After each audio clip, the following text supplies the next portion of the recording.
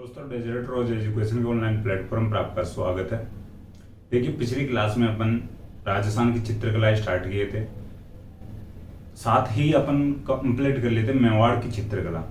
मेवाड़ की चित्रकला में अपन जो 3 शैलियों की बात किए थे, जैसे चावड़ा उदयपुर चित्रकला शैली, देवगढ़ चित्रकला शैली और नाथद्वारा चित्रकला शैली।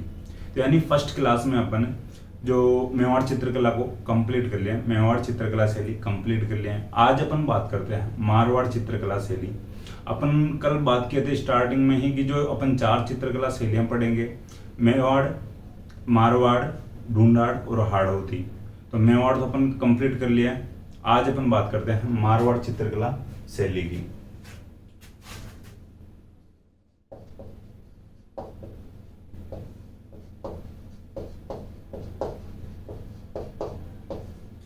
देखिए, मारवाड़ चित्रकला शैली में अपन बात करते हैं तो देखिए, सबसे पहले मैं आपको बता दिया था कि इसमें जोधपुर चित्रकला शैली आती है, बीकानेर आती है, जैसलमेर आता है, नागौर पढ़ना पड़ता है अपने को, किशनगढ़ पढ़ना पड़ता है।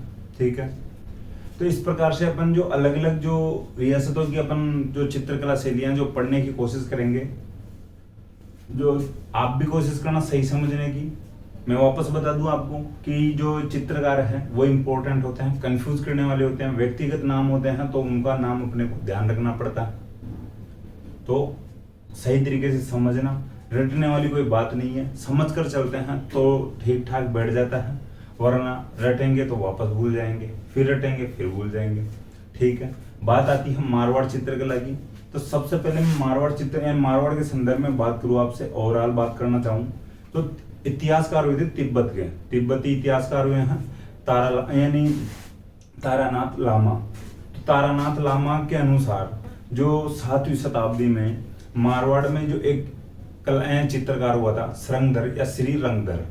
ठीक है, तो देखिए ये जो चित्रकार का नाम याद रखना आपको, और इस यानी किसके अकॉर्डिंग ये कौन कहता है, इसकी जानकारी कौन देता है, तो ये भी थोड़ा सा ध्यान रखना। तिब्बती इतिहासकार हुए हैं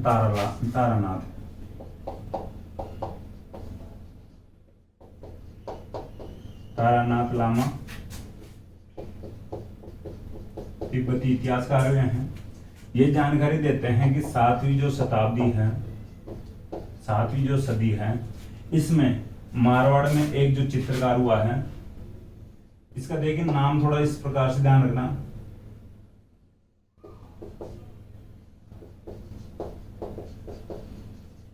ठीक है, श्रृंगधर या श्री रंगधर। ठीक है, नाम समझने की कोशिश करना। जो इतिहासकार हुए हैं, तिब्बती इतिहासकार हुए हैं तारानाथ लामा, ये जानकारी देते हैं कि 7वीं सदी या 7वीं शताब्दी में मारवाड़ में एक चित्रकार हुआ था। बड़ा चित्रकार का नाम बताता है, श्री रंगधर या श्रृंगधर नाम से एक चित्रकार हुआ था। देखिए, जो ये चित्रकार है श्री रंगधर या श्रृंगधर, इसने सर्वाधिक चित्र बनाए हैं यक्ष और यक्षिणियों के।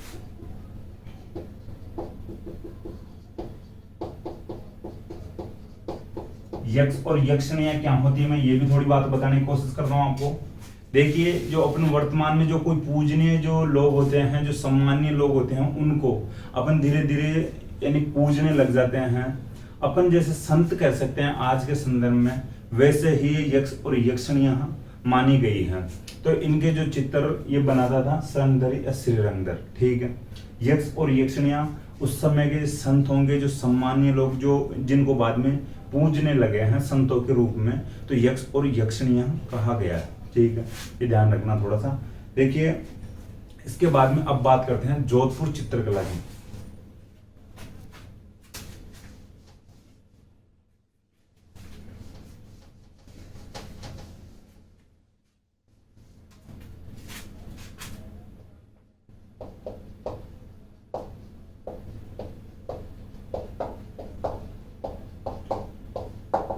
ठीक है, अब तक जो बेसिक इंफॉर्मेशन जो तारानाथ जो लामा की जो मारवाड़ के संदर्भ में अपन बात कर रहे थे। अब मारवाड़ जो चित्रकला शैली में कौन कौन सी जो शैलियां अपन पढ़ने को मिलती है, कौन कौन सी रियासतों की अपन जो या चित्रकला पढ़ते हैं, तो उनकी थोड़ी सी बात कर लेंगे या बात करते हैं। तो सबसे पहले बात करते हैं मारवाड़ में जो नाम आता है, तो जोधपुर का सबसे पहले आता है।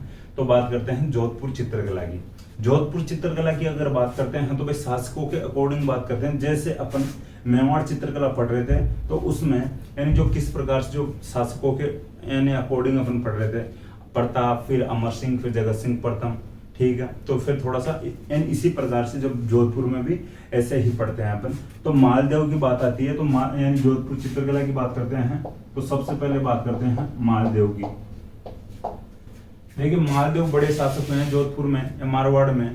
तो जोधपुर चित्रकला का जो स्वतंत्र विकास प्रारंभ होता है तो मालदेव के समय में होता है।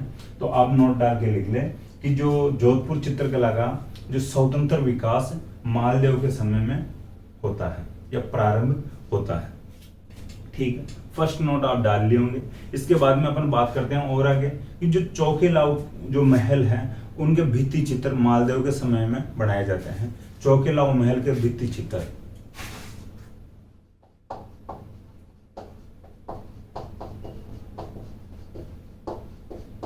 देखिए चौक, यहां से आपको दो बातें पता चल रही है।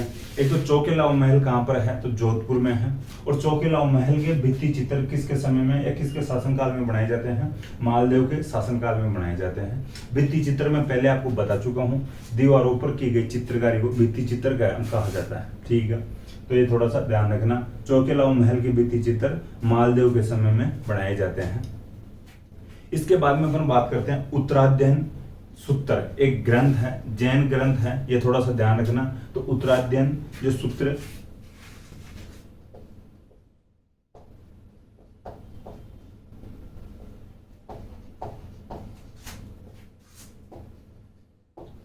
देखिए जो उत्तराध्ययन सूत्र है ये जैन ग्रंथ है। तो उत्तराध्ययन जो सूत्र का जो ये जैन ग्रंथ है, इसका जो चित्रण किया गया है मालदेव के समय में किया गया है, ठीक है। ये मालदेव के समय में इसका जो चित्रण किया गया है इस ग्रंथ का। तो देखिए ये वर्तमान में जो ये चित्र है, जो ग्रंथ है, ये कहां पर रखा हुआ है, तो ये बड़ौदा संग्रहालय में रखा गया है, ठीक है। ये बड़ौदा संग्रहालय में जो वर्तमान में स्थित है, ये थोड़ा सा समझने की कोशिश करना। क्वेश्चन बन सकता है कि जो मालदेव के समय में उत्तराध्ययन सूत्र का जो यानी उत्तराध्ययन सूत्र ग्रंथ का चित्रण किया गया था, ये वर्तमान में कहां पर रखा गया है। तो ध्यान रखना, उत्तराध्ययन सूत्र जो जैन ग्रंथ है, जो इस जैन ग्रंथ का जो चित्रण किया गया है मालदेव के समय में, ये वर्तमान में बड़ौदा संग्रहालय में रखा गया है। तो ठीक है, ये समझ में आ गई होगी बात आपको। देखिए इसके बाद में अपन बात करते हैं जो अगले जो शासक हैं उनकी, जो सूर सिंह की। सूर सिंह के समय में ढोला मारू का चित्रण किया जाता है, ठीक है। ढोला मारू का चित्रण किया जाता है। ये ध्यान रखना कि जोधपुर में किस शासक के शासनकाल में, किस शासक के समय में ढोला मारू का चित्रण किया जाता है, तो सूर सिंह के समय में ढोला मारू का चित्रण किया जाता है। इसके बारे में ये इफेक्ट सामने आता है, ये इफेक्ट अपने लिए इंपॉर्टेंट होता है, ढोला मारू। और एक और लिख लेना भागवत पुराण, देखिए ये भी इंपॉर्टेंट आ जाता है।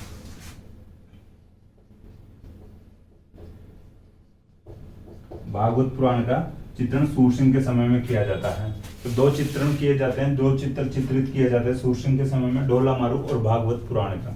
तो इंपॉर्टेंट फैक्ट हो जाते हैं, ढोला मारू भी इंपॉर्टेंट है और भागवत पुराण भी इंपॉर्टेंट है, ठीक है। इसके बाद में बात आती है जसवंत सिंह की। देखिए जसवंत सिंह के समय में बात करें अपन, तो जोधपुर चित्रकला पर वल्लभ संप्रदाय का प्रभाव दिखाई देता है। अब बात आती है वल्लभ संप्रदाय की, तो वल्लभ संप्रदाय का जहां पर भी आपको प्रभाव दिखाई दे या वल्लभ संप्रदाय की बात आपके सामने जहां पर भी आए, तो गायों का चित्रण तो आपके सामने आ ही जाना चाहिए, ठीक है। देखिए वल्लभ संप्रदाय का जो चित्रण अधिक किया गया था जसवंत सिंह के समय, तो भगवान श्री कृष्ण के भी चित्र अधिक होंगे, गायों के चित्रण भी अधिक मिल जाएंगे जहां पर वल्लभ संप्रदाय का चित्रण किया गया है, जहां पर वल्लभ संप्रदाय का प्रभाव अधिक देखा गया है।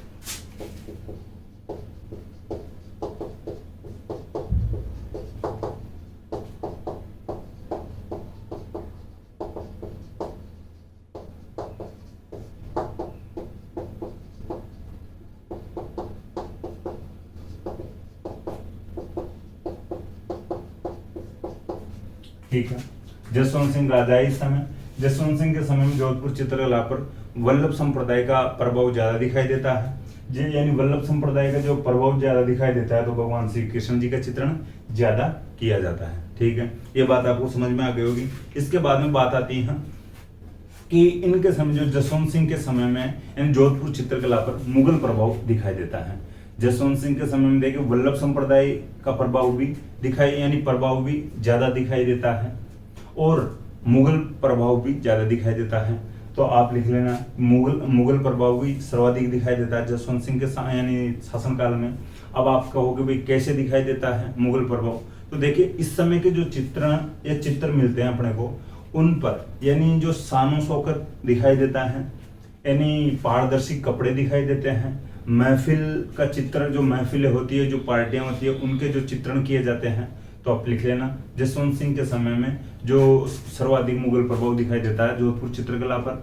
अब जैसे आप ब्रैकेट में लिख सकते हो, जैसे पारदर्शी कपड़े दिखाई देते हैं, शानो शौकत जैसे लग्जरियस जो चित्रण किए गए हैं, जो पार्टियां जो हो रही है, ठीक है, महफिल, तो इस प्रकार से अपन अंदाज या अनुमान लगा सकते हैं। तो ये आपको समझ में आ गया होगा। अब बात आती है आगे जो शासक बनते हैं, राजा रहते हैं मान सिंह। तो मान सिंह अपन शायद पहले भी थोड़ी बहुत बात कर चुके हैं, जो नाथ संप्रदाय से भाई देखिए कहीं ना कहीं आपको याद आना चाहिए मान सिंह, जो राजवंश अपन पढ़ रहे थे, तो अपन उन्हीं मान सिंह की बात करते हैं यहाँ पर। मान सिंह की एक पुस्तक भी थी, उसका भी चित्रण किया गया है, तो मैं बताने की कोशिश करूंगा आपको। देखिए जो मान सिंह का जो शासनकाल है जोधपुर चित्रकला का गोल्डन पीरियड, ये जो स्वर्ण काल कहलाता है। आप लिख लेना, जो ये नॉर्मल फैक्ट है, इजी फैक्ट है, लिखने में कोई ज्यादा शायद मुझे लग रहा है आपको परेशानी नहीं हो रही होगी। तो मान सिंह का जो शासनकाल है जोधपुर चित्रकला का स्वर्ण काल कहलाता है। इसके बाद में बात करते हैं जो मान सिंह के समय में जोधपुर चित्रकला पर जो नाथ संप्रदाय का प्रभाव दिखाई देता है। देखिए आगे बात जो नाथ संप्रदाय वाली, तो मान सिंह के समय में जो जोधपुर चित्रकला पर नाथ संप्रदाय का प्रभाव दिखाई देता है। अब बात आती है आगे, तो इस समय जो मान सिंह के समय में कई ग्रंथों का जो चित्रण किया गया था, ठीक है, मान सिंह के समय में कई ग्रंथों का चित्रण किया गया था। अब बात आती है जैसे भाई कौन से ग्रंथों का चित्रण किया गया है, तो आप लिख सकते हो जैसे नाथ चरित्र। लेकिन नाथ चरित्र है मान सिंह की स्वयं की पुस्तक है,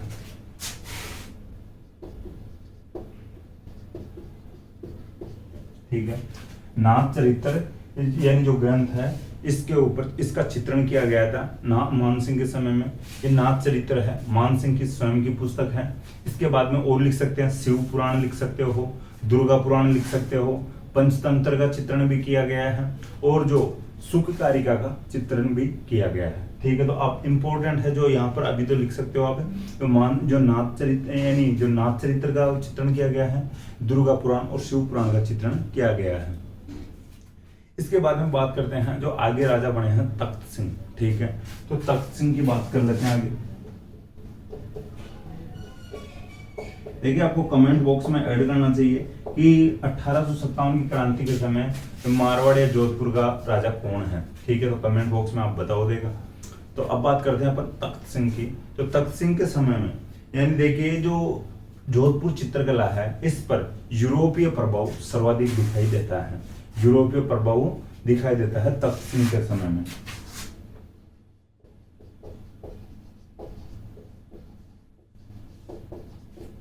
ठीक है, तख्त सिंह जो जोधपुर के राजा बनते हैं, इनके समय में जो जोधपुर चित्रकला पर यूरोपीय प्रभाव दिखाई देता है। अब बात आती है आगे, इनके समय में जो चित्रकार हुए थे एच मूलर, तो एच मूलर ने दुर्गादास राठौड़ का चित्र बनाया था।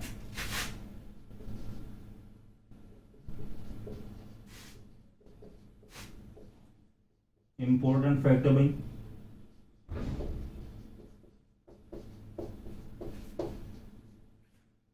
जोधपुर के राजा तख्त सिंह के समय दुर्गादास राठौड़ का चित्र किस चित्रकार के द्वारा बनाया गया था? तो एच मूलर के द्वारा दुर्गादास राठौड़ का चित्र बनाया गया था। ठीक है, इंपॉर्टेंट फैक्ट है, लिख लेना, नोट डाल लेना, स्टार स्टार लगा लेना। इसके बाद में अपन बात करते हैं जोधपुर चित्रकला की विशेषताएं। देखिए विशेषताएं जो मैं मौखिक बताऊंगा, आपकी इच्छा हो तो आप लिख लेना। इंपॉर्टेंट जो एग्जाम होते हैं मेंस वाले, जो रिटन एग्जाम होते हैं उनमें ज्यादा पूछा जाता है उनके लिए इम्पोर्टेंट होता है। आप लिखना चाहो तो लिख लेना, हेडिंग डाल लेना, जोधपुर चित्रकला की विशेषताएं। ठीक है, फर्स्ट जो विशेषताएं आप लिख सकते हो, लाल और पीले रंगों का प्रयोग किया जाता था जोधपुर चित्रकला में, रेड और येलो। ठीक है, दो कलर हो गए, लाल और पीला, रेड और येलो। ठीक है, अब बात आगे आती है, हाशिए में जो पीला रंग भरा जाता था। हाशिया क्या होता है, तो हाशिया इस प्रकार से होता है। ठीक है, तो ये जो हाशिया होता है इसमें पीला कलर या येलो रंग या येलो रंग कलर भरा जाता है या भरा जाता था। तो आपको ये बात भी समझ में आ गई होगी, हाशिया। ठीक है, हाशिए में पीला रंग भरा जाता था। इसके बाद में अपन बात करते हैं आगे और कि प्रेम कहानियों के चित्रण ज्यादा किए गए हैं। जोधपुर चित्रकला की बात आती है या मारवाड़ चित्रकला में जोधपुर चित्रकला की अपन बात कर रहे हैं, तो इसमें यानी जो प्रेम कहानियों के चित्रण अधिक हुए हैं। एग्जाम्पल आप लिख सकते हो, ढोला मारू का चित्रण किया गया है, महेंद्र और मूमल का चित्रण किया गया है, जो बाज बहादुर रूपमती का चित्रण। ये जो देखो तीनों प्रेम कहानियां हैं, बाज बहादुर, रूपमती, ढोला मारू और जो महेंद्र मूमल। महेंद्र मूमल की जो कहानी मैं आपको पहले सुना चुका हूं सही तरीके से, ढोला मारू की शायद मैं नहीं बताया, बाज बहादुर रूपमती की मैं अभी आपको सुनाने की कोशिश करूंगा। अभी ये पूरी जो सभी प्रेम कहानियां सुनाने की कोशिश करूंगा तो क्लास थोड़ी लंबी हो जाएगी। ठीक है, तो पहले तो फैक्ट लिख लेना कि जोधपुर जो चित्रकला में प्रेम कहानियों के चित्रण चित्रित किए गए हैं। एग्जाम्पल लिख लेना, बाज बहादुर, रूपमती। दूसरा जो एग्जाम्पल लिखना चाहो तो लिख लेना ढोला मारू, और तीसरा एग्जाम्पल लिखना चाहो तो लिख लेना जो मूमल और महेंद्र की प्रेम कहानी। देखिए, बाज बहादुर और रूपमती की जो कहानी मैं सुनाने की कोशिश करूं तो ये है मध्य प्रदेश की स्टोरी। मांडू स्वतंत्र सुल्तान है बाज बहादुर।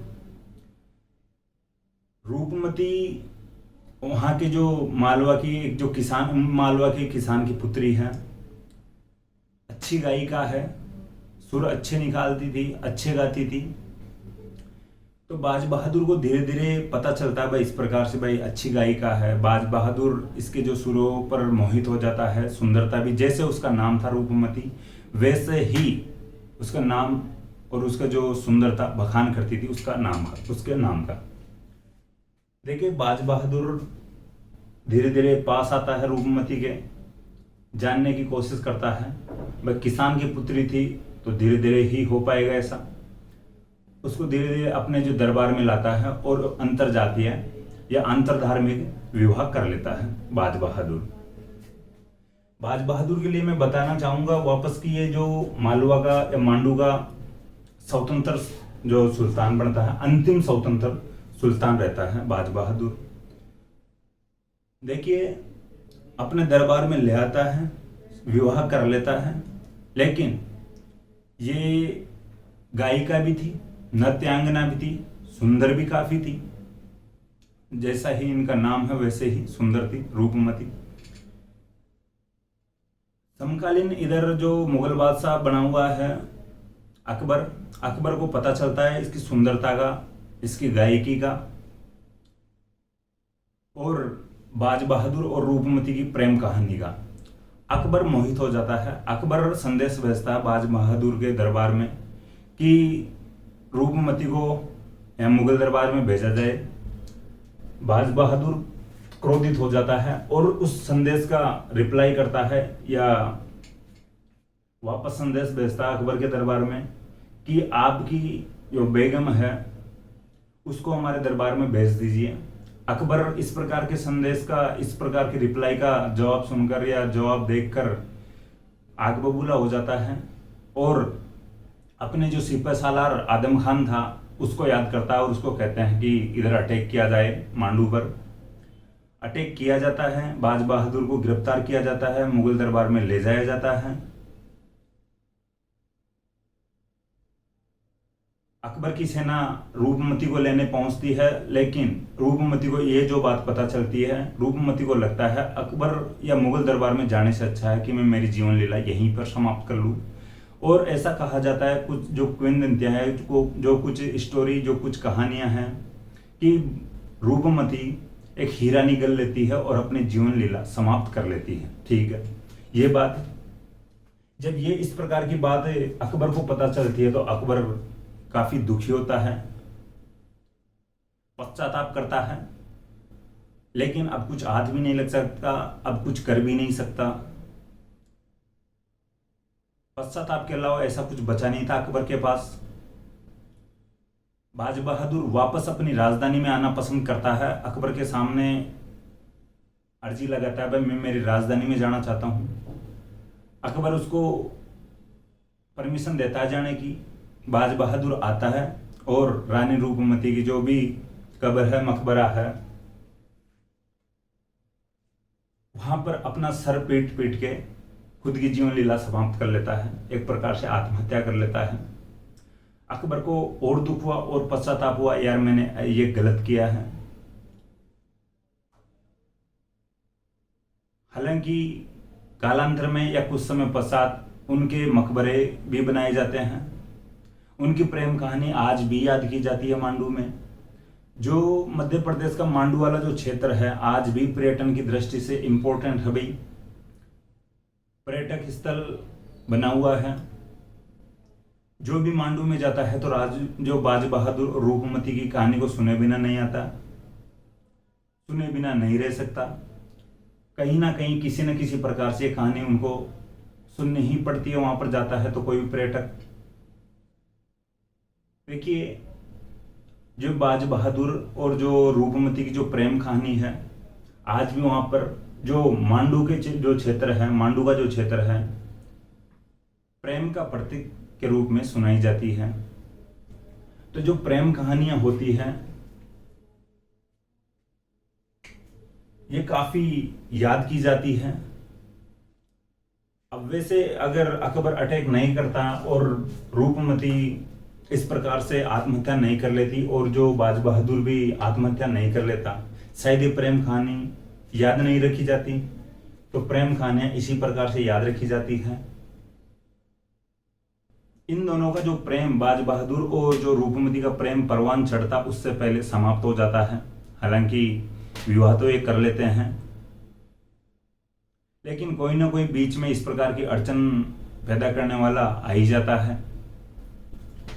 तो देखिए, जो ये प्रेम कहानी थी, जो मध्य प्रदेश का मालवा और मांडू वाला जो क्षेत्र पड़ता है उस क्षेत्र की प्रेम कहानी है। मालवा की जो गायिका और एक सुंदर महिला थी, रूपमती किसान की पुत्री थे, और बाज बहादुर इनसे अंतरधार्मिक विवाह करता है। तो ये प्रेम कहानी है। इसका जो चित्रण किया गया है जोधपुर चित्रकला शैली में किया गया है, ये थोड़ा सा ध्यान रख लेना। कभी टाइम मिलेगा या मौका मिलेगा तो डोला मारू की जो कहानी भी मैं सुनाने की कोशिश करूंगा आपको। महेंद्र मुमल की कहानी मैं सही तरीके से आपको पहले बता चुका हूं।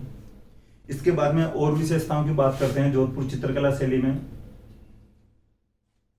देखिए, महिलाओं की यहाँ के बादाम के समान दिखाई गई है। ठीक है, आप लिख लेना, सही तरीके से समझने की कोशिश करना। जोधपुर चित्रकला शैली में जो चित्रण किए गए हैं महिलाओं के, उन चित्रों में महिलाओं की आंखें बादाम के समान दिखाई गई है या चित्रित की गई है। एक खंजन पक्षी,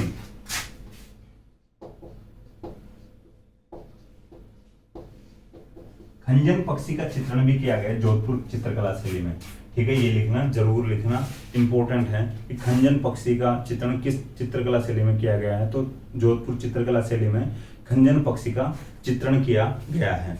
और देखिए, जो पुरुषों का जो चित्रण किया गया है तो उनकी पगड़ी दिखाई गई है, थोड़ी ऊंची दिखाई गई है, ऊंची पगड़ी या ऊंची पाग।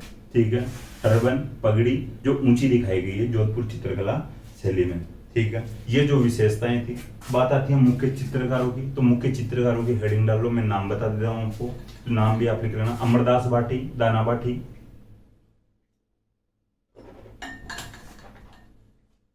दो चित्रकारों के जो इन दो तीन चित्रकारों के तो सरनेम भाटी लगते हैं, तो आप लिख लेना अमरदास भाटी, दाना भाटी और राम सिंह भाटी। देखिए, माधोदास, शिवदास, वीर जी के आगे आप लिख सकते हो, वीर जी ने रागमाला का चित्रण किया है। देखिए, तीसरा बंदा आ गया है, तीसरा चित्रकार आ गया है रागमाला का चित्रण करने वाला। ठीक है, और चित्रकारों के नाम लिखना चाहो तो जीतमल लिख सकते हो, छज्जू लिख सकते हो। छाजू होगा भाई, जो प्यार से छज्जू छज्जू छज्जू कहते होंगे इसको, ठीक है। एक चित्रकार इंपॉर्टेंट है डालचंद, तो डालचंद भी आप लिख सकते हो, ठीक है। अमरदास बाटी, दाना बाटी, राम सिंह बाटी, माधोदास, शिवदास, और इसके बाद में जीतमल छज्जू भी लिख लेना, डालचंद भी लिख लेना, वीर जी लिख लेना। देखिए वीर जी ने रागमाला का चित्रण किया है विठलदास चांपावत के कहने पर, ठीक है। और जो डालचंद है, डालचंद ने जो अभय सिंह को नृत्य देखते हुए चित्रित किया है, ठीक है। डालचंद जो चित्रकार है, इसने जो जोधपुर का राजा है अभय सिंह को नृत्य देखते हुए चित्रित किया है। वीर जी का थोड़ा सा अलग आप नोट डाल के लिखना चाहो तो लिख लेना कि 1623 में, ठीक है, 1623 ईस्वी में पाली के विठलदास चांपावत के कहने पर वीर जी नामक चित्रकार ने रागमाला का चित्रण किया था, ठीक है। ये बात आपको समझ में आ गई होगी। अब आपको कमेंट बॉक्स में ऐड करना चाहिए कि पहले 2 चित्रकारों के अपन नाम पढ़ चुके हैं रागमाला के संदर्भ में, तो वो कौन कौन चित्रकार थे, कौन से शासकों के समय में वो रागमाला का चित्रण करते हैं, ठीक है। बात ये हो चुकी है, यहाँ तक हो चुकी है। जोधपुर चित्रकला में जो सर्वाधिक चित्र बनाता है तो दानाबाटी के मिलते हैं, ठीक है। जोधपुर चित्रकला में सर्वाधिक जो चित्र अपने को मिलते हैं वो मिलते हैं दानाबाटी के, तो ये बात हो चुकी है। जोधपुर चित्रकला शैली का एक नोट और डाल के लिख लेना आप कि जोधपुर चित्रकला में मतीराम की एक पुस्तक है, भारतीय संदर्भ में बता रहा हूं, भारतीय क्षेत्र में भारत के संदर्भ में बात आती है तो भारत की एक पुस्तक है रसराज,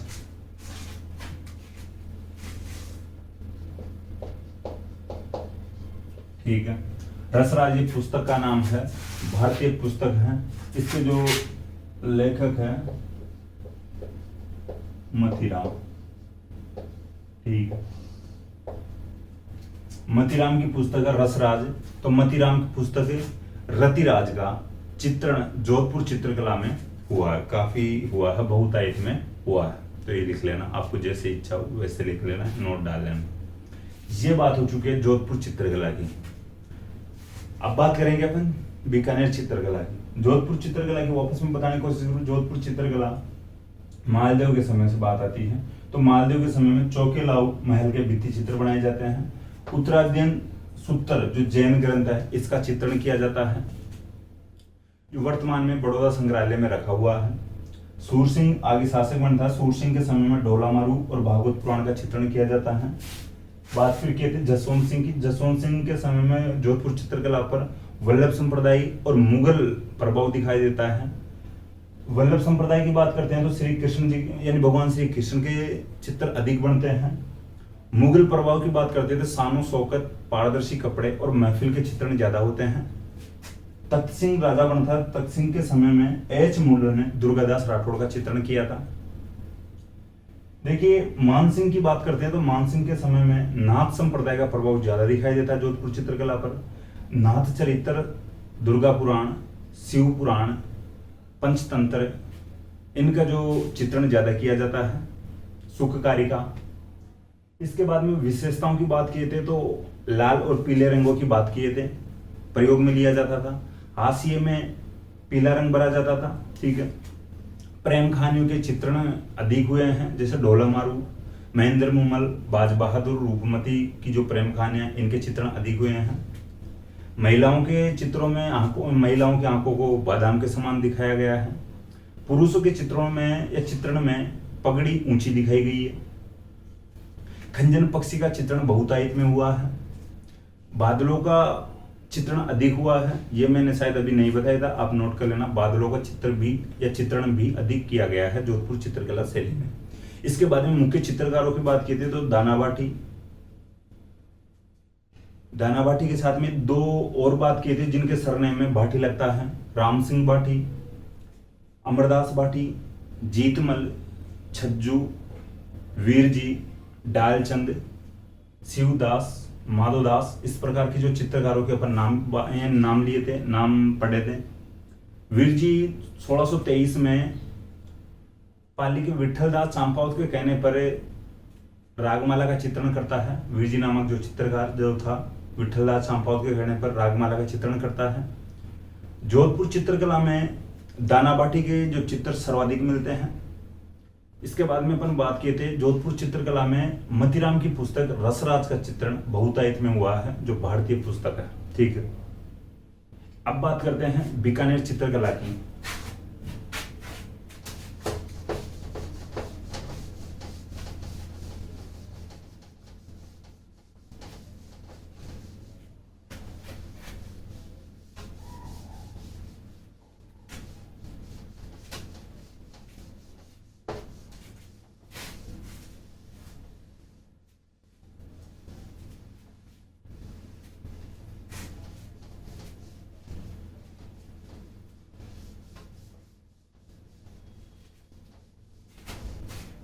देखिए, जोधपुर चित्रकला कंप्लीट हो चुकी है। मारवाड़ चित्रकला के संदर्भ में बात आती है बीकानेर चित्रकला की।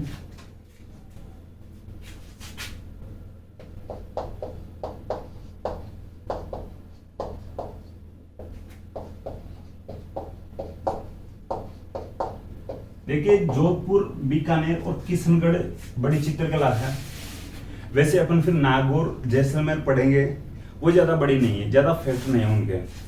तो बीकानेर चित्रकला की बात आती है तो बीकानेर चित्रकला में अपन बात करते हैं शासकों के या राजाओं के अकॉर्डिंग बात आती है। तो सबसे पहले बात करते हैं राय सिंह की। तो राय सिंह के समय में बीकानेर की चित्रकला प्रारंभ होती है। आप लिख लेना, प्रारंभ होती है बीकानेर चित्रकला।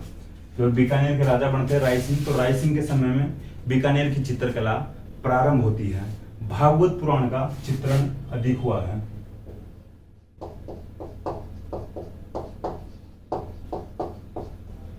ठीक है, भागवत पुराण का चित्रण राय सिंह के समय में बहुतायत में होता है और राय सिंह के समय में बीकानेर की चित्रकला प्रारंभ होती है। यह बात आ गई है। आगे अब राजा बनते हैं अनूप सिंह।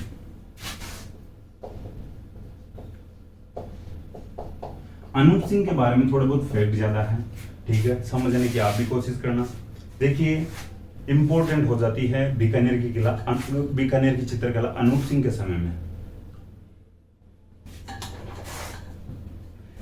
अनूप सिंह का जो शासन काल है बीकानेर चित्रकला का गोल्डन पीरियड है, श्रवण काल है। ठीक है, श्रवण काल कैसे कहलाता है, श्रवण काल इनका जो शासन काल कैसे बनता है, इसकी भी मैं बात बताने की कोशिश करूं। अनूप सिंह के समकालीन उधर जो मुगल बादशाह कौन है, तो औरंगजेब है। ठीक है, औरंगजेब मुगल बादशाह बना हुआ है उस समय। मुगल दरबार से औरंगजेब संगीतकारों को, चित्रकारों को निकाल देता है। अपन शायद पहले भी बात कर चुके हैं, अभी भी मैं बता देता हूं आपको। औरंगजेब अपने दरबार से चित्रकारों को निकाल देता है, संगीतकारों को निकाल देता है। अपन कहीं ना कहीं ऐसे बात कर चुके भाई, जो मुगल दरबार से फिर जो संगीतकार थे, जो जनाजा निकालते संगीत यंत्रों का, तो औरंगजेब मुगल दरबार से चित्रकारों को भी निकाल देता है। वो भाई अब चित्रकार जाए कहाँ पर, उनको लगा भाई यार राजस्थान की तरफ चलते हैं। राजस्थान में घूमते घूमते पहुंच जाते बीकानेर में। जो चित्रकार बीकानेर में पहुंचते हैं तो यहाँ पर राजा इस समय कौन है, अनूप सिंह। अनूप सिंह इनको शरण दे देता है। ठीक है भाई, आप यहाँ पर आपके लिए थोड़ी सी जगह की व्यवस्था करवा दी गई है, यहाँ पर बैठे बैठे आप चित्रकारी कर सकते हो। तो अनूप सिंह के समय में जो औरंगजेब के द्वारा यानी मुगल दरबार से निकाले गए चित्रकार इधर बीकानेर में आ जाते हैं और बीकानेर में आकर चित्रकारी करते हैं। तो बाहर से जो चित्रकार आए हैं वो चित्रकारी करेंगे तो कुछ तो चित्रकला को बढ़ावा मिलेगा, डेवलप होगी चित्रकला। तो बीकानेर की चित्रकला का जो श्रवण काल है अनूप सिंह का शासन काल कहलाता है। देखिए, अब बात आती है जो अपन पढ़ते हैं बीकानेर के संदर्भ में उस्ता कला। बात है कि उस्ता कला किसे कहते हैं, उस्ता कला होती क्या है। आपके माइंड में ले दे के एक फैक्ट आएगा, आपके माइंड में ले देकर एक बात आएगी। ऊंट की खाल पर जो कला की जाती है उसको उस्ता कला कहते हैं। ठीक है, आप भी भाई जो ऊंट देख लेते होंगे, जिनके ऊपर जो भाई ऊंट के धनी का नाम लिखा हुआ होता है, मोबाइल नंबर भी आजकल लिख दिए जाते हैं। काफी अच्छे अच्छे कलाकार हो गए हैं बालों को काट कर। तो वो ही उस्ता कला नहीं होती है भाई। देखिए, वो ओनली वो नहीं होती है। ठीक है, यह मैं ऐसा कहना चाहूँ कि ओनली वो ही नहीं होती है। उस्ता कला में सही तरीके से बताने की कोशिश करूँ आपको कि जो ऊंट का चमड़ा होता है उस चमड़े पर स्वर्ण का जो कार्य किया जाता है उसको कहते हैं उस्ता कला। जैसे कोई ऊंट की मृत्यु हो गई है, कोई ऊंट मर गया है उसका चमड़ा निकाल कर उस चमड़े पर जो नक्काशी की जाती है, महीन नक्काशी की जाती है, जो स्वर्ण का जो भी कोई कार्य किया जाता है, उसे कहते हैं उस्ता कला। अब बात आती है भाई उस्ता कला नाम कैसे पड़ा। देखिए एक जो शब्द होता है अपने जो उस्ताद, उस्ताद का सही शब्द या शब्द यानी सही जो वर्ड बताने की कोशिश करूं तो अपन बोलते हैं कुशल या एक्सपर्ट, ठीक है। एक्सपर्ट या कुशल जो भी होते हैं उसको अपने जो स्थानीय क्षेत्र में स्थानीय भाषा में बोल देते हैं उस्ताद। किसी भी काम का एक्सपर्ट हो, किसी भी काम में जो कुशल जानकारी रखता हो, उसको अपने बोल देते हैं, या आप सुन लोगे कभी अपने जो घर पे कहते हुए उस्ताद, ठीक, ये बात। तो एक्सपर्ट कुशल लोगों के द्वारा या उस्तादों के द्वारा जो कला की जा रही है उसको नाम दिया गया उस्ता कला, ठीक है। आज के संदर्भ में अगर बात आती है तो देखिए ऊंट पर आपको जो मैं अभी बता रहा हूँ, जो बालों की जो कटिंग कर दी जाती है और सही तरीके से उसमें कुछ डिजाइन दे दी जाती है, उसको ही लोग उस्ता कला मान लेते हैं। लेकिन मुख्य रूप से मैं जो भी बता रहा था वो मुख्य जो उस्ता कला कहलाती है होती है। मुख्य रूप से जो ऊंट का जो चमड़ा होता है उस चमड़े से तेल की कूपियां बनाई जाती हैं, ठीक है।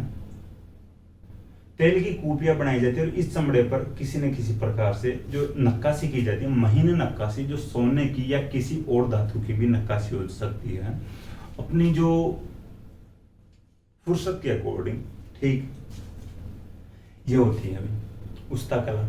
अब समझ में आ गई होगी आपको।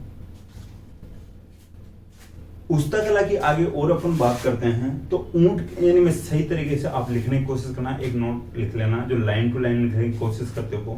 तो ऊंट के चमड़े पर स्वर्ण का जो चित्रण किया जाता है या कार्य किया जाता है उसे उस्ता कला कहते हैं। इस जो ये उस्ता कला है, इसके जो कलाकार है, इन कलाकारों को लाहौर से बीकानेर बुलाया गया है अनूप सिंह के समय में, ठीक, ये बात आपको समझ में आ गई होगी।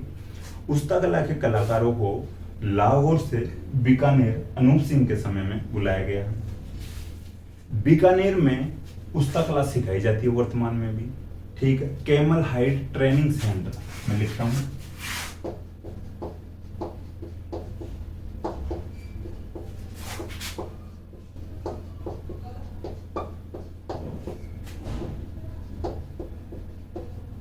ठीक है। बीकानेर के कैमल हाइट ट्रेनिंग सेंटर में उस्ता कला सिखाई जाती है। आप लिख लेना बैग में बीकानेर, ठीक है। ये बात आपको समझ में आ गई। क्वेश्चन बनेगा कि बीकानेर में कहां पर उस्ता कला सिखाई जाती है, तो बीकानेर में कैमल हाइट ट्रेनिंग सेंटर में उस्ता कला सिखाई जाती है।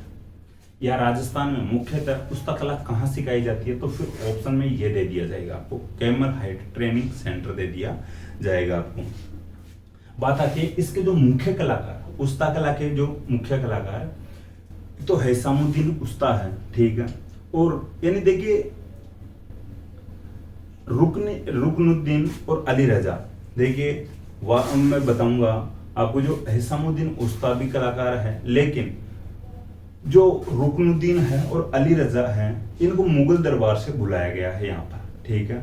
आप पहले जो नोट डाल के लिखना कि जो रुकनुद्दीन और अली रजा, मैं दोनों के नाम लिखता हूं, थोड़े से अटपटे नाम है।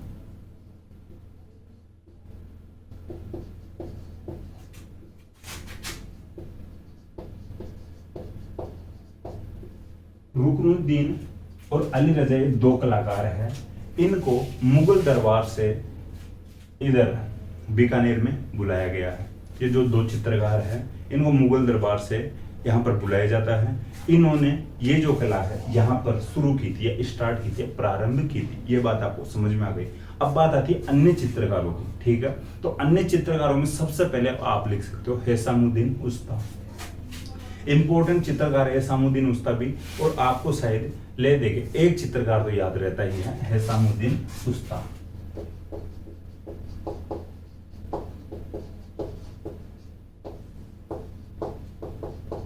ये देखिए जो हैसामुद्दीन उस्ता है, ये जो चित्रकला है, ये जो चित्रकारी है, जो बीकानेर चित्रकला है, इसके मुख्य चित्रकारों में से एक है। ये जो पद्मश्री विजेता है हैसामुद्दीन उस्ताद है, जो पद्मश्री विजेता है, ये तो इसलिए थोड़ा सा इंपॉर्टेंट हो जाता है इनका नाम। और भी जो चित्रकार है रामलाल है, हसन है, ठीक है, रामलाल हसन भी, दोनों नाम अलग अलग है। रामलाल लिख सकते हो एक चित्रकार है, एक हसन लिख सकते हो, एक आसिर खान भी लिख सकते हो।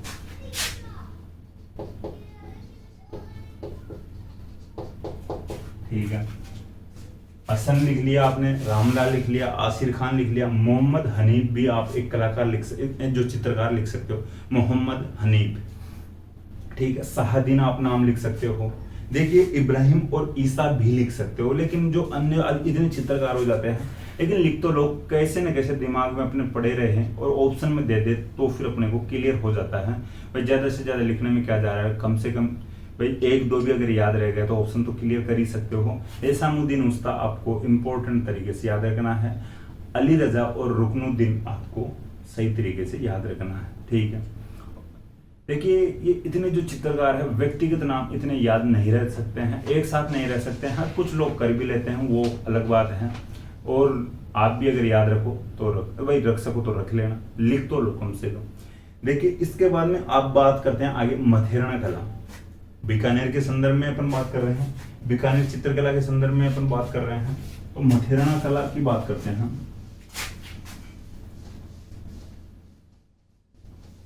जैन चित्रकारों के द्वारा ये जो कला है इसको बढ़ावा दिया जाता है, मथेरना कला को।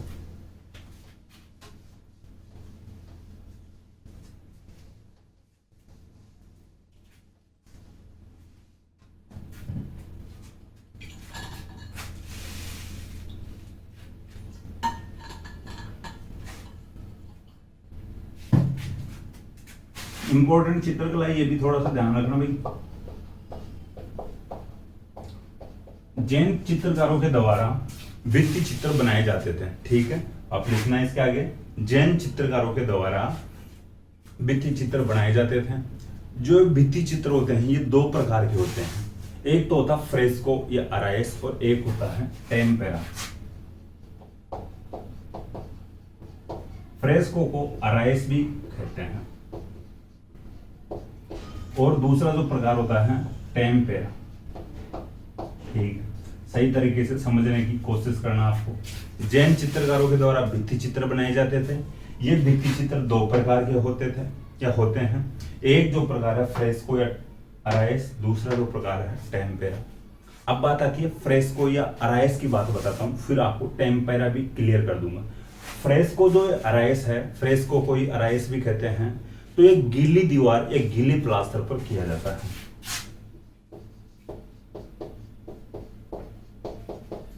अब देखिए आप लिखना चाहो तो लिख लेना, ब्रैकेट में गीली दीवार पर किए जाते हैं।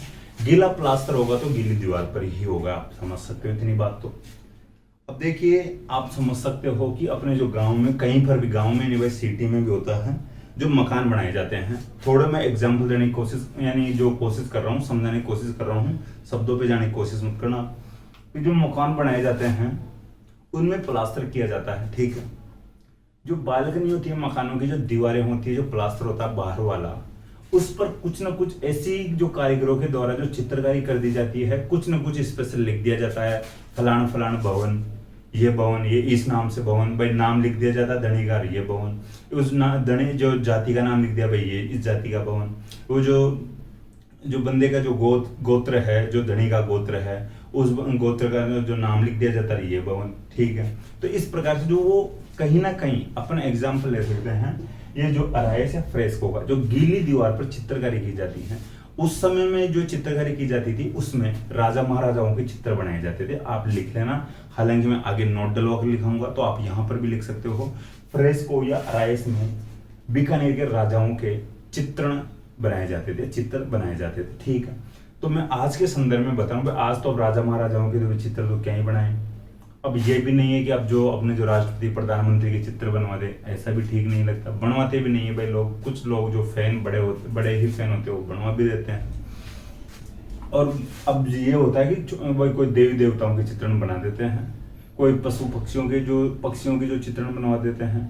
और थोड़ा सा और मैं बताऊं, इस प्रकार की ये जो आकृतियां बनाई जाती है जो मकानों पर, आपको ये इस प्रकार की जो आकृतियां तो अब भी देखने को मिल जाएगी। तो ये कहीं ना कहीं फ्रेस्को या अराइस ही हो सकता है, फ्रेस्को या अराइस का ही एग्जाम्पल माना जा सकता है। ठीक है, समझे कि मैंने यानी समझाने की मैंने कोशिश की है, आपको भी शायद समझ में आया होगा। इसके बाद में बात करते हैं टेम्पेरा। टेम्पेरा जो चित्रकला है ये होती है सूखी दीवार पर, प्लास्टर कर दिया गया है, प्लास्टर कर दिया गया तो प्लास्टर सूख गया है। अब उस प्लास्टर को खुरच खुरच कर जो चित्रकारी है, जो चित्रण किया जाता है, इसको कहते हैं टेम्पेरा। ठीक है, इसमें अब देखिए बीकानेर के जो चित्रकार है, बीकानेर में जो चित्रकारी की जाती थी मथिराना कला के अकॉर्डिंग, वो की जाती थी फ्रेस्को या अराइस। अब थोड़ा सा आप यूं ध्यान रख लेना या इस तरीके से याद रख लेना कि भाई सूखी दीवार को खुरचने में तो ज्यादा जोर आता है, ज्यादा परेशानी आती है, तो सूखी दीवार पर ये ज्यादा परेशानी वाले काम तो करते नहीं थे, और इजी काम जो गीले दीवार को कैसे न कैसे काट के कर दिया जाता है। तो इजी काम जो होता है गीले प्लास्टर पे हो सकता है, तो अपने वाले जो बीकानेर वाले इजी काम करते थे। इस जैसे भी आपको याद है वैसे याद रखना है। लेकिन जो बीकानेर में जो की जाती थी फ्रेस्को या अराइस की जाती थी, मैं बार बार बोल रहा हूँ, इसको लिखना आपको कैसे भी लिखना है, ये यहीं पर छोटे से ब्रैकेट में लिख सकते हो कि बीकानेर में फ्रेस्को या अराइस की जाती थी, टेम्पेरा नहीं की जाती थी। मुख्य रूप से फ्रेस्को या अराइस की जाती है, ये की जाती थी। देखिए बीकानेर में जो ये फ्रेस्को या अराइस है, इसको एक अलग नाम दिया गया है, आला गीला, कि गीली दीवार पर करेंगे, या आली भी बोलते हैं, गीला जो हो जाता है उसको आला बोलते हैं, स्थानीय जो क्षेत्र में जो गांव में बोलते हैं, मैंने सुना है। ठीक है, आपने सुना है नहीं सुना, आला जो गीला हो जाता है उसको आला भी बोलते हैं। तो आला गीला बीकानेर में बोलते हैं जो फ्रेस्को अराइस को। अब बात आती है शेखावटी में, तो शेखावटी में भी इस जो चित्रकला शैली को कहा गया है पणो।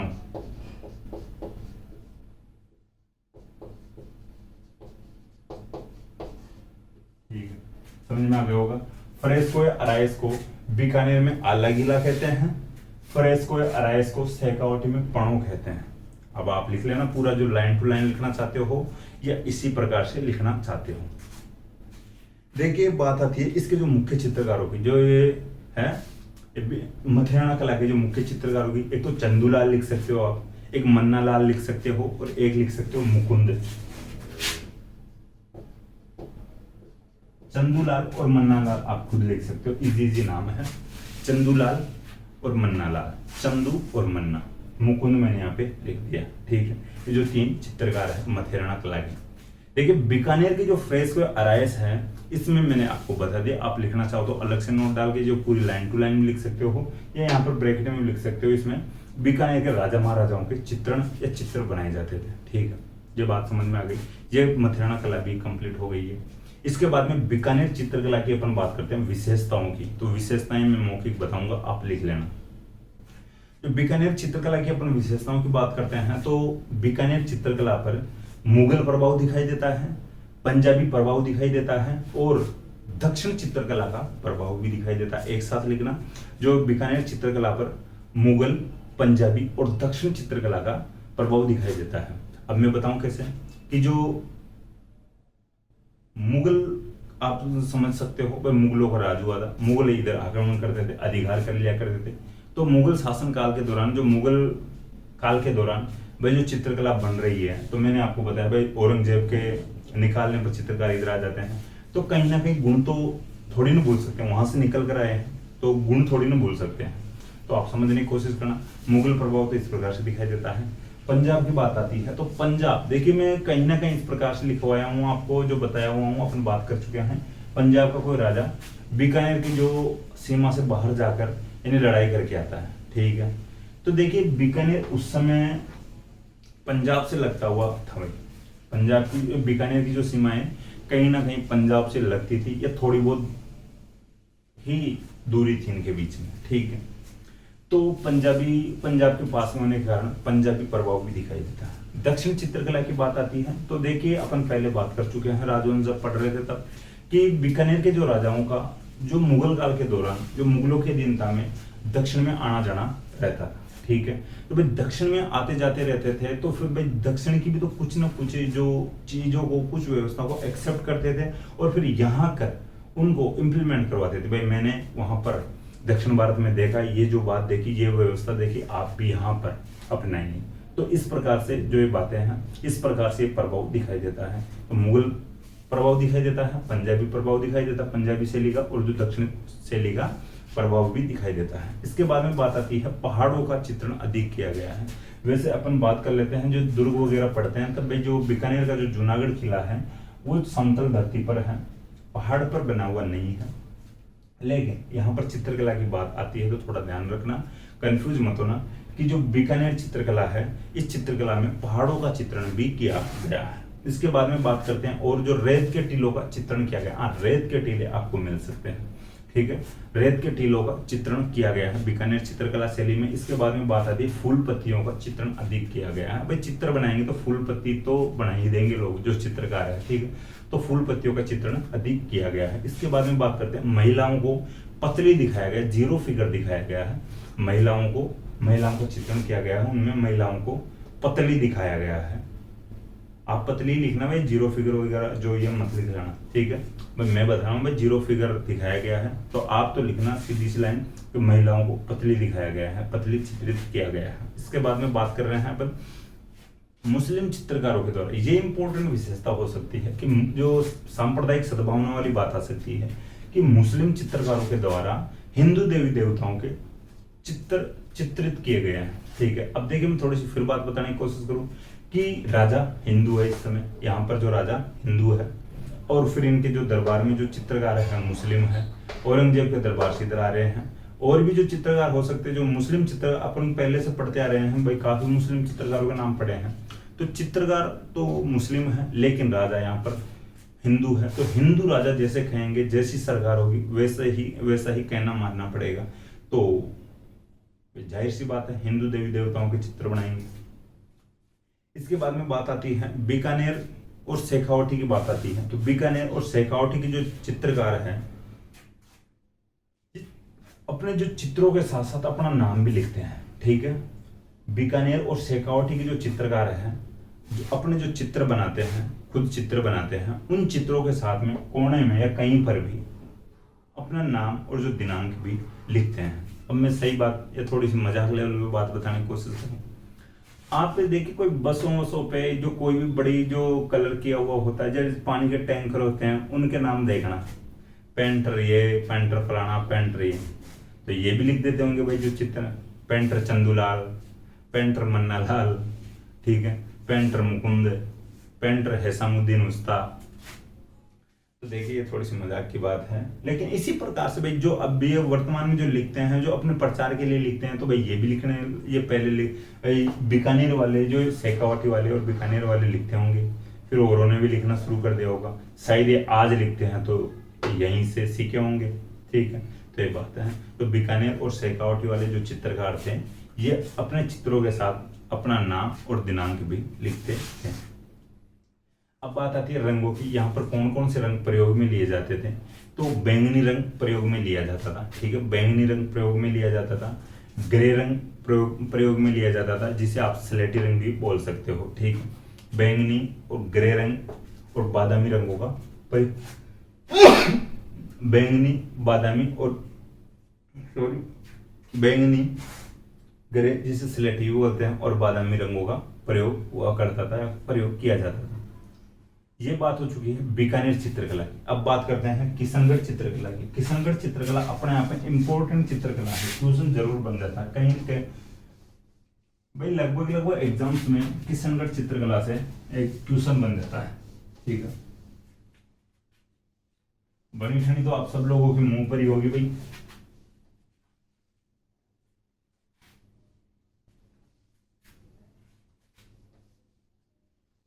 देखिए अपन आगे बात करेंगे, एक इंपॉर्टेंट फैक्ट में बताऊं, जो बनी ठनी जो चित्रकला है, जो पेंटिंग जो की गई है, जिसे भारत की मोनालिसा भी कहा जाता है, तो बनी ठनी के जो नाक में एक आभूषण दिखाई देता है, थोड़ा बड़ा सा कुंडल टाइप का, एक गोल गोल रिंग टाइप के एक आभूषण दिखाई देता है।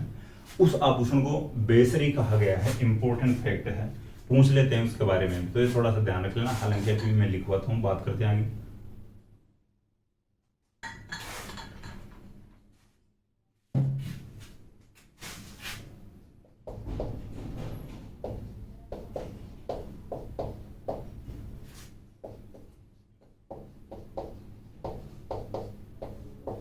ठीक है।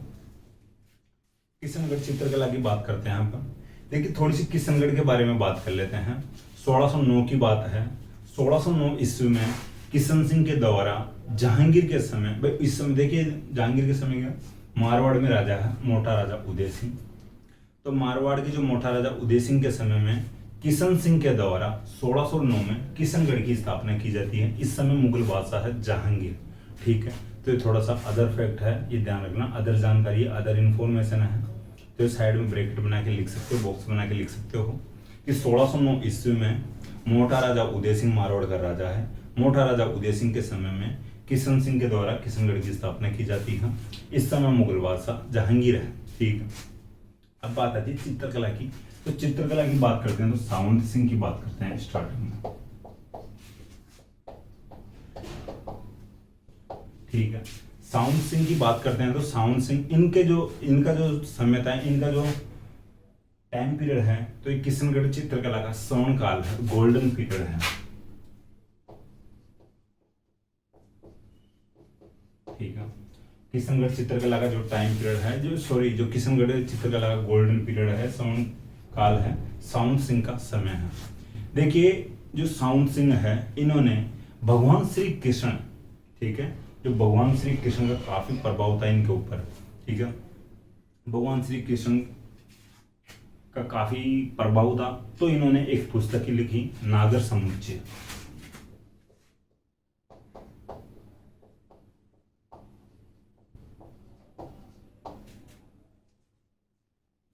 नागर समुच्चय नामक जो पुस्तक लिखी, यह भगवान श्री कृष्ण पर आधारित पुस्तक है। नागरीदास, भगवान जो कृष्ण का जो पर्यायवाची आप लिख सकते हो।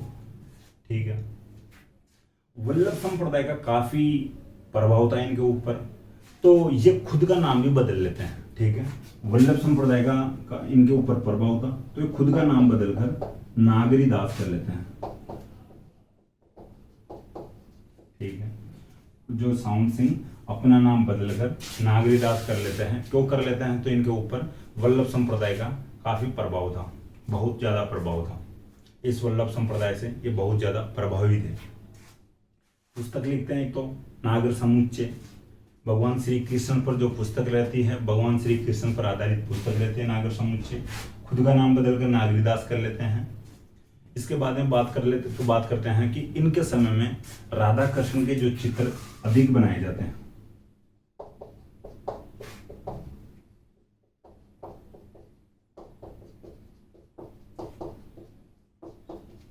ठीक है, सावंत सिंह के समय में राधा कृष्ण का जो चित्रण सर्वाधिक होता है या अधिक होता है। ठीक है, ये बात समझ में आ गई आपको। इसके बाद में अपन आगे और बात करते हैं तो मुख्य चित्रकारों की। ठीक है, मुख्य चित्रकारों की बात करते हैं तो मुख्य चित्रकारों की बात करते हैं तो बात आती है, देखिए एक दो अपन जो चित्रकारों की विशेष बात करेंगे, और भी मैं चित्रकार लिखा दूंगा, अन्य चित्रकारों में लिखवा दूंगा, लेकिन 2 या 3 जो मुख्य चित्रकारों की बात करेंगे तो 2 चित्रकारों की तो कम से कम करेंगे ही, एग्जाम की दृष्टि से इंपॉर्टेंट हो जाते हैं। तो एक आता है मोरध्वज निहाल चंद और एक आता है अमित। तो पहले बात करते हैं मोरध्वज निहाल चंद की। ठीक है, मोरध्वज निहाल चंद की बात करते हैं तो मुख्य चित्रकार है किशनगढ़ चित्रकला के। तो मोरध्वज जो निहाल चंद है, इन्होंने जो नागरीदास की जो पुस्तक है नागर समुच्चय, इसका चित्रण किया है। ठीक है,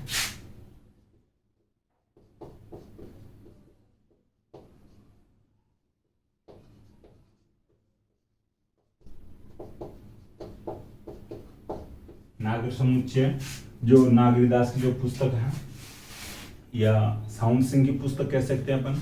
सावंत सिंह ने अपना नाम बदलकर नागरीदास कर लिया था।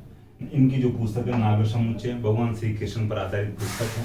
इस पुस्तक का चित्रण मोरध्वज निहाल चंद करते हैं। इन्होंने राधा कृष्ण के चित्र बनाए। ठीक है, राधा कृष्ण के चित्र बनाए मोरध्वज निहाल चंद ने।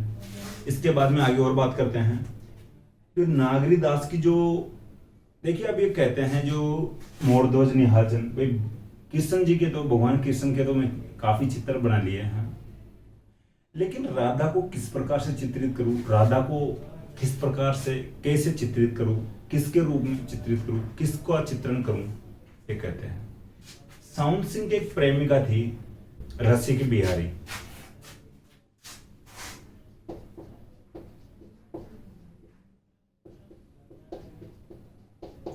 साउंड सिंह कहते हैं मोरध्वज निहाल चंद को कि यार तू ऐसे कर कि जो राधा जी के चित्रण हैं रसिक बिहारी के रूप में बना दे। ठीक, तो मोरध्वज निहाल चंद, नागरी दास या साउंड सिंह के कहने पर राधा जी के जो चित्रण रसिक बिहारी के रूप में बना देते हैं, चित्रित कर देते हैं। ठीक, ये बात आपको समझ में आ गई। लिख लेना, नागरी दास ने या साउंड सिंह ब्रैकेट में लिख लेना, नागरी दास ने या नागरी दास की प्रेमिका रसिक बिहारी को राधा के रूप में चित्रित किया गया है। ठीक है, नागरी दास की प्रेमिका रसिक बिहारी को राधा के रूप में चित्रित किया गया है। तो ये आप थोड़ा सा लिखने की कोशिश करना और समझने की भी कोशिश करना। अब और आगे बात आती है कि रसिक बिहारी कहती है साउंड सिंह से, भाई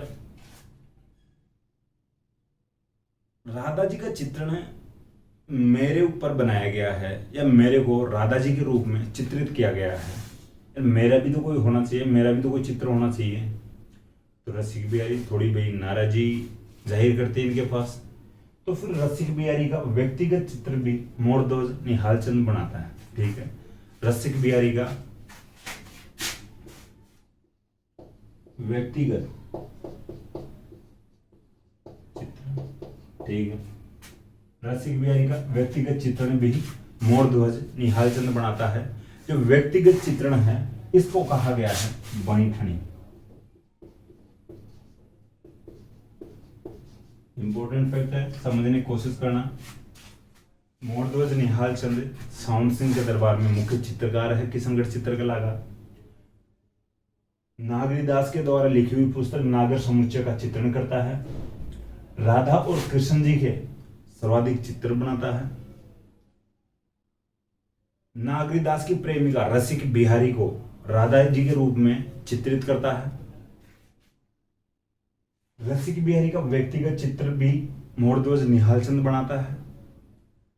रसिक बिहारी के व्यक्तिगत चित्रण को बनीठनी कहा गया है। ठीक है, ये ध्यान रखना। बनीठनी भारत की मोनालिसा कहलाती है। बनीठनी पर 1973 में डाक टिकट जारी किया गया। 1973 में बनीठनी पर डाक टिकट जारी किया गया है।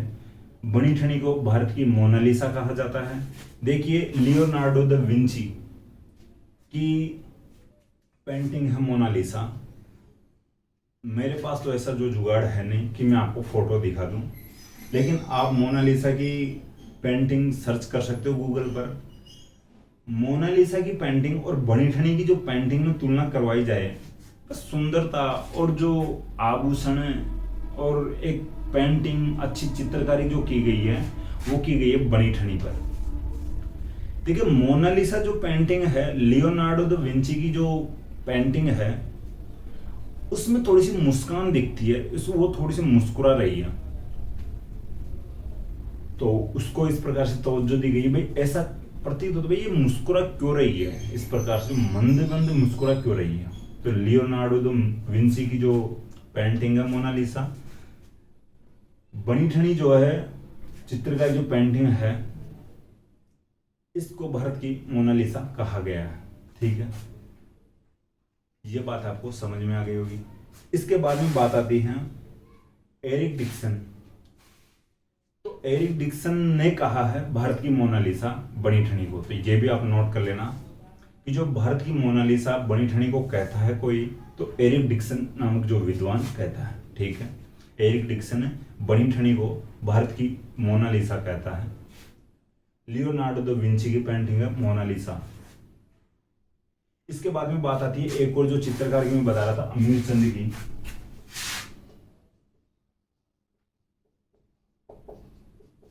अमीर चंद की बात आती है तो अमीर चंद ने एक चित्र बनाया था, एक मुख्य चित्र है चित्र इनका चांदनी रात की गोष्ठी।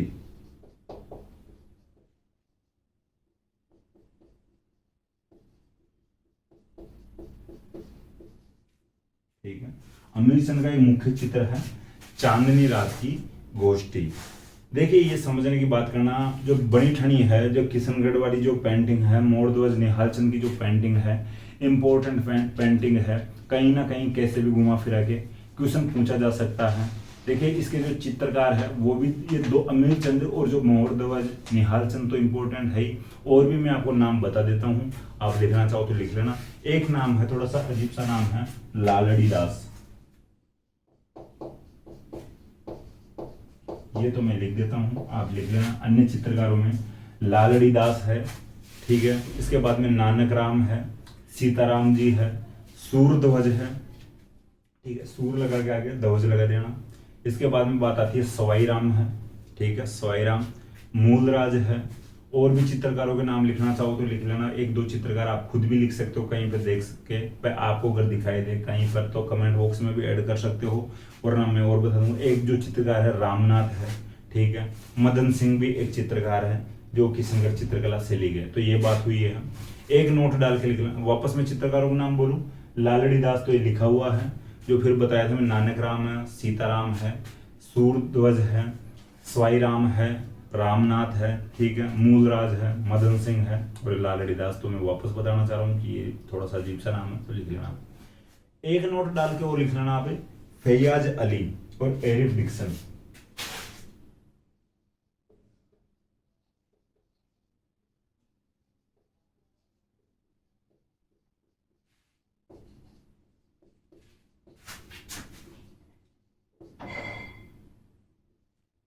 ये जो दो नाम लिखे हुए हैं, फैयाज अली और एरिक डिक्सन। एरिक डिक्सन की भी बात किए थे अभी। एरिक डिक्सन ने बनी ठनी को भारत की मोनालिसा कहा है। तो फैयाज अली और एरिक डिक्सन ने किशनगढ़ चित्रकला को प्रोत्साहित किया था, ठीक है। ये नोट डाल के लिख लो ना, क्वेश्चन बनेगा कि किशनगढ़ चित्रकला शैली को कौन कौन प्रोत्साहित करता है, फैयाज अली और एरिक डिक्सन, ठीक है। अब बात आती है किशनगढ़ चित्रकला की विशेषताओं की। तो चित्रकला की जो विशेषताएं, आप हेडिंग डाल लो, किशनगढ़ चित्रकला की विशेषताएं मैं बताता हूँ। कांगड़ा शैली का प्रभाव दिखाई देता है इस पर, चित्रकला शैली पर, कांगड़ा चित्रकला शैली।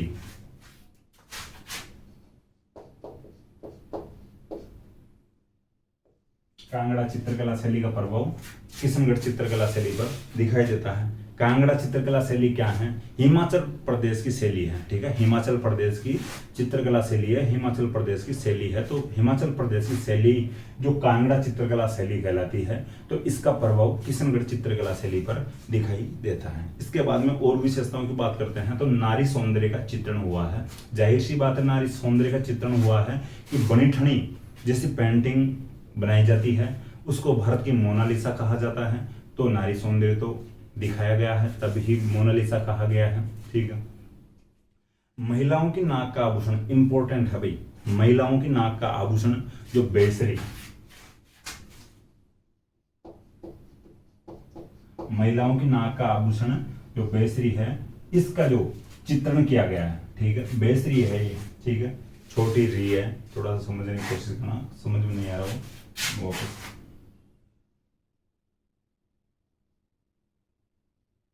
ठीक है, महिलाओं की नाक का आभूषण बेसरी का जो चित्रण मुख्यतः किया गया है इस बनी ठनी में, या जो किशनगढ़ चित्रकला शैली में। पूछा जा सकता है बेसरी का चित्रण कौन सी चित्रकला शैली में किया गया मुख्यतः। हालांकि सभी में जो महिलाओं का चित्रण किया गया होगा कुछ न कुछ नाक में तो पहनाया होगा ही, लेकिन बेसरी जो आभूषण है ये जो किशनगढ़ चित्रकला शैली में किया जाता है, जो चित्रण इसका। इसके बाद में बात आती है हाशिया, जो मैं हाशिया बता चुका हूं पहला। हाशिया में हल्का गुलाबी रंग, जिसको अपन मोतिया रंग भी बोल सकते हैं, मोतिया रंग भी बोल देते हैं। तो हाशिया में हल्का गुलाबी रंग भरा जाता है या प्रयोग में लिया जाता है। केले के पेड़ का चित्रण बनाया जाता है, केले के पेड़ का चित्रण बनाया जाता है। वल्लभ संप्रदाय से जो संबंधित जो चित्रकारी की जाती है वहां पर केले का पेड़ का चित्रण मिल सकता है या हो सकता है, ठीक है। गायों का चित्रण भी मिल सकता है आपको, जो वल्लभ संप्रदाय से जो संबंधित जो चित्रकारी होती है, जो चित्रकला शैली होती है, ठीक है। इसके साथ ही अपन बात करते हैं सरोवर या तालाब का चित्रण भी मिलता है। सरोवर या तालाब जो पौंड होते हैं, तो उन चित्रों में जैसे सारस है, जो हंस है वो विचरण कर रहे हैं, पानी में घूम रहे हैं, तो ब्रैकेट में आप लिख सकते हो हंस और सारस। तो सरोवर और तालाब का चित्रण भी किशनगढ़ चित्रकला शैली में किया जाता है इनका चित्रण, ठीक है। इसके बाद में बात आती है अजमेर चित्रकला की। देखिए अजमेर चित्रकला की जो बात आती है तो आप मौखिक लिख सकते, मौखिक में बताने की कोशिश करूंगा, आप खुद लिख सकते हो, ज्यादा टफ नहीं है भाई।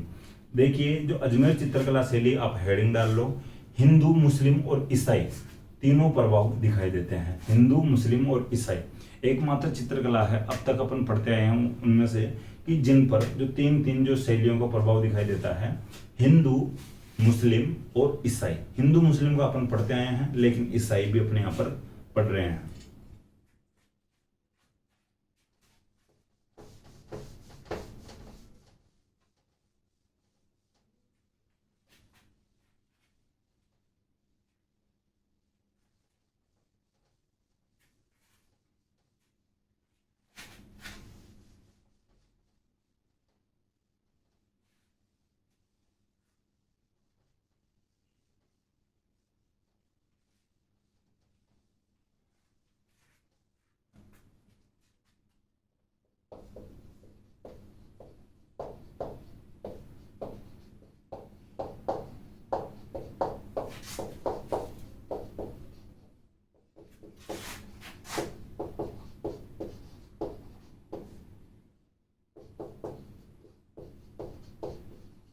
ठीक है, अजमेर चित्रकला में या अजमेर चित्रकला जो शैली है इसमें हिंदू मुस्लिम और ईसाई जो प्रभाव दिखाई देता है।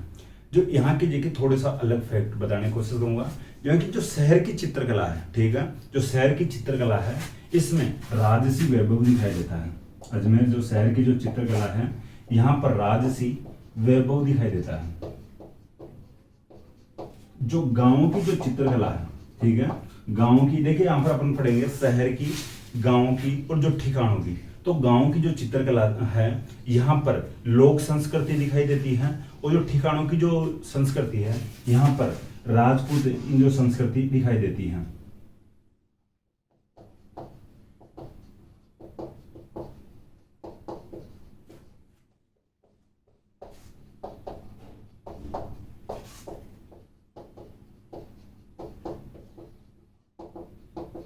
ठीक है, कि शहर की जो चित्रकला है यहाँ पर राजसी वैभव दिखाई देता है।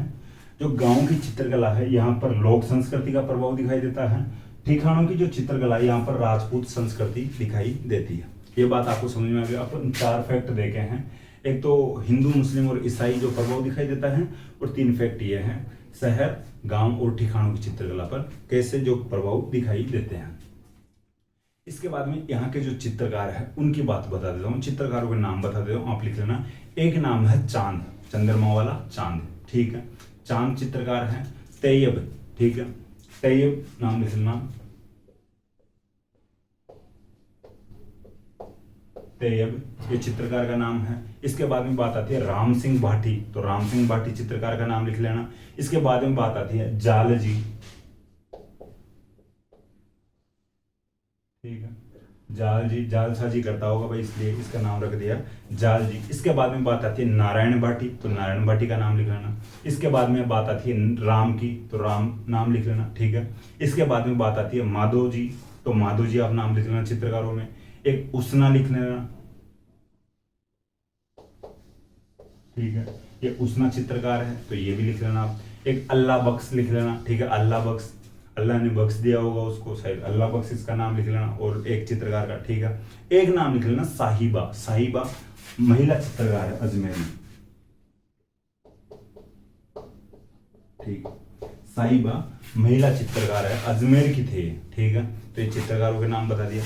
अब बात आती है नागौर चित्रकला की, तो नागौर चित्रकला के भी बात आते हैं। यहाँ पर बुझे हुए रंगों का प्रयोग होता है।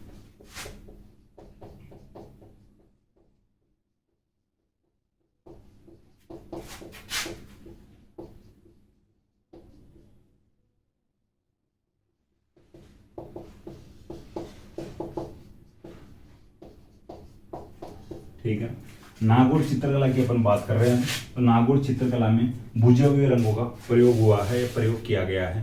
इसके बाद में बात आती है वृद्धावस्था के चित्र, वृद्धावस्था के चित्र आप लिख लेना भाई, वृद्धावस्था के चित्र बनाए गए हैं। इस प्रकार से ध्यान रख सकते हो। नागौर के जो भाई चित्रकला में वृद्धावस्था के चित्र बनाए गए हैं, तो वहाँ पर उस साइड जो ये फ्लोराइड की मात्रा थोड़ी सी ज़्यादा मानी जाती है, तो फ्लोराइड की वजह से उस साइड के लोग जल्दी ही वृद्ध हो जाते होंगे, तो इस वजह से वृद्धावस्था के चित्र या चित्रकारी की गई है। ठीक है, समझ में आनी चाहिए, कैसे भी आपको वृद्धावस्था याद रखना है, फ्लोराइड हो या नहीं हो। और अगर बात करते हैं नागौर चित्रकला की, तो नागौर चित्रकला में पारदर्शी कपड़ों का चित्रण किया गया है, जो आर पार दिखाई देता है लगभग। ठीक है, आज की जो महिलाएं जो घूंघट रखती हैं, मुंह डायरेक्ट दिखाई दे जाता है, इस प्रकार के जो कपड़े होते हैं पारदर्शी अपन कह सकते हैं। तो पारदर्शी कपड़ों का चित्रण किया गया है नागौर चित्रकला में। इसके बाद में बात आती है लकड़ी के जो किवाड़ होते हैं। ठीक है भाई, किवाड़ जो दरवाजों पर होंगे और लकड़ी के जो किवाड़ है उन पर यानी चित्रकारी की गई है, और यहाँ पर भित्ति चित्रण भी किया गया है। लकड़ी के किवाड़ों और जो दीवारों पर चित्रण किया गया है। ठीक है, तो ये बात होती है नागौर चित्रकला की। इतने ही फैक्ट हैं। बात आती है जैसलमेर चित्रकला।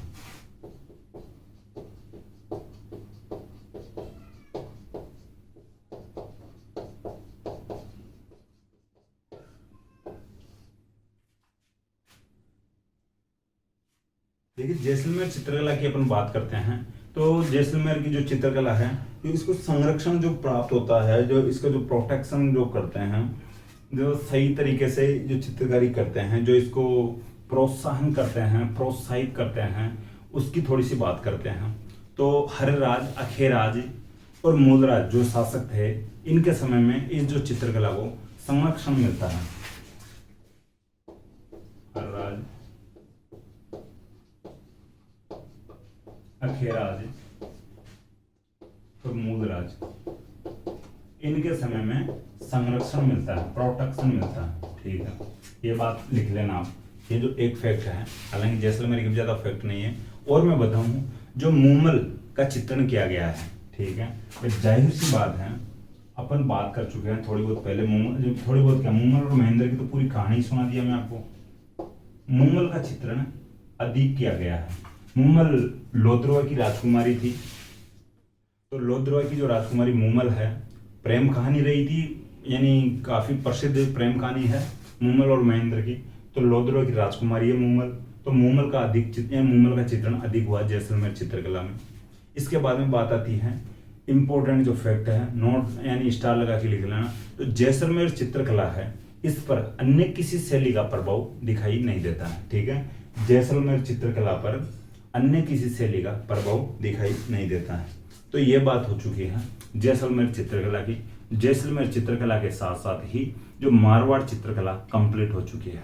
अब अपनी जो चित्रकला जो दो बची है, एक तो ढूंढाड़ चित्रकला और एक हाड़ौती चित्रकला, उनको भी शायद अपन या नेक्स्ट क्लास में कंप्लीट कर लेंगे, या 2 क्लास हो सकती है अपनी चित्रकला की। तो ये आज अपन बात किए हैं जो इन मारवाड़ चित्रकला। मारवाड़ चित्रकला और मेवाड़ चित्रकला अपनी कंप्लीट हो चुकी है, ढूंढाड़ चित्रकला अपनी और हाड़ौती चित्रकला बचती है। ठीक है, तो नेक्स्ट क्लास में अपन मिलते हैं। देखिए, जो चित्रकारों के जो नाम आते हैं वो इंपॉर्टेंट हो जाते हैं। जैसे मैंने किशनगढ़ चित्रकला शैली में विशेष जो चित्रकार बताए हैं, उनके नाम तो आप इंपॉर्टेंट तरीके से ध्यान रख ही लेना। अपन जो बीकानेर चित्रकला में मथेराना पढ़े हैं, तो उनका भी थोड़ा सा ध्यान रख लेना। तो इस प्रकार के जो चित्रकार इंपॉर्टेंट होते हैं, वो तो एग्जाम की दृष्टि से होते ही काफी इंपॉर्टेंट है। ठीक है भाई, पूछे जा सकते हैं, लेकिन जो अन्य चित्रकारों के नाम मैंने आपको बताए हैं, वो भी कहीं ना कहीं देकर भाई सम्मिलित करवा लिए जाते हैं। ठीक है, या असुमेलित पूछ लेते हैं। आजकल जो देखिए, जो क्वेश्चन पूछने का जो ट्रेंड भी बदल चुका है, डायरेक्ट क्वेश्चन नहीं पूछते हैं। ठीक है, तो आप खुद, आपकी जिम्मेदारी है, आप कैसे याद रखते हो, आप कैसे तैयार करते हो। तो नेक्स्ट क्लास में मिलते हैं अपन। Thank you.